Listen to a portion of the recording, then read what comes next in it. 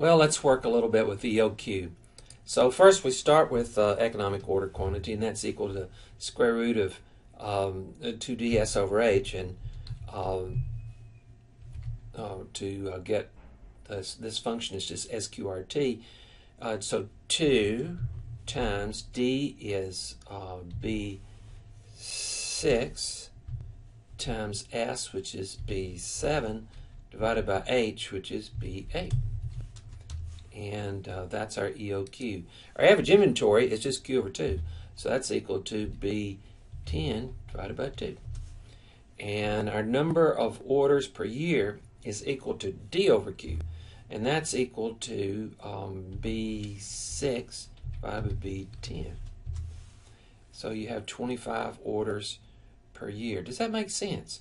So I'll order 100 at a time. If I need 2,500, then I'll order 25 times. 25 times 100 is 2,500. Sure, that makes sense. And the annual holding cost is Q over 2 times H. We've actually already calculated Q over 2. That's the average inventory. So I can say equals B11 times H. And that is B8. And then annual ordering cost is D over Q times S. We've already calculated D over Q up in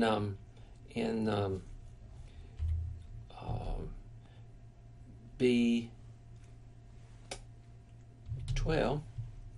and so multiply that times S and B7, and that's right, because and we're expecting these to be, since we didn't round EOQ, these should be exactly equal.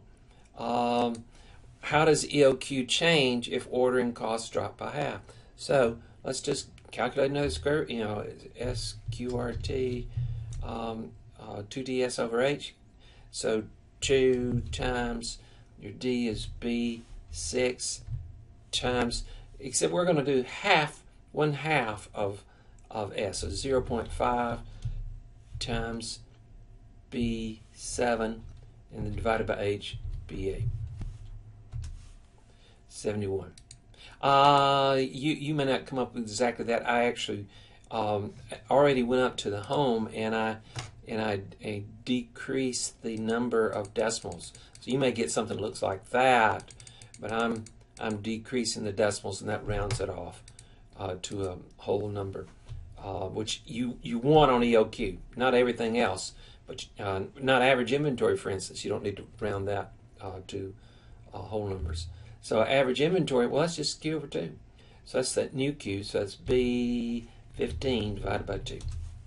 And I don't have to round, but I really don't like it that big, because it implies a level of precision that's just really not there.